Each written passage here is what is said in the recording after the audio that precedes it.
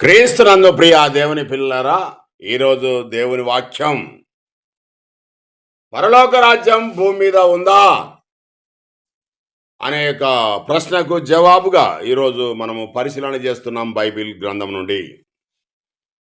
ప్రస్తుతము భూమి మీద పరలోక రాజ్యం లేదు.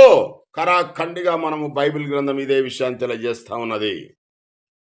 క్రీస్తు రాజ్యం అన్నా, పరలోక రాజ్యం అన్నా, పరదేశం అన్నా, దేవుని రాజ్యం అన్నా, పరిశుద్ధుల పట్టణం అన్నా, నీతిమంతులు నివసించు పట్టణం అన్నా, అన్ని కూడా పర్యాయ పదాలే.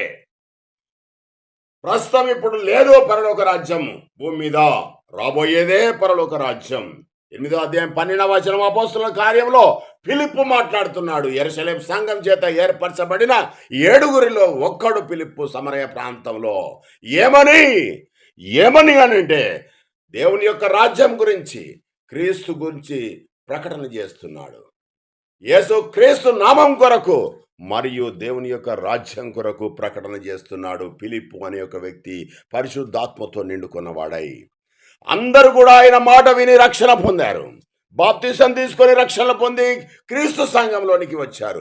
వచ్చిన వారందరి యొక్క సమాచారం విని పేతురు, యోహాను గారు ఆ యెరూషలేము నుండి సమరయ ప్రాంతానికి వచ్చి వారందరి మీద చేతులుంచగా వారందరూ కూడా పరిశుద్ధాత్మను పొందారు. ప్రియమైన దేవుని బిడ్డలారా, దేవుని యొక్క రాజ్యము రాబోతున్నది, నిరీక్షణ ఉంచండి అని అపోస్తులు ఎవరైతే ఇద్దరున్నారో, పేతురు, యోహాను గారు, వారు మాత్రమే కాక సంఘం చేత ఏర్పరచబడిన ఫిలిప్పు అనే వ్యక్తి కూడా అదే విషయాన్ని పరలోక రాజ్యము రాబోతున్న లోకం అని నమ్మి వారు ప్రచారం చేశారు.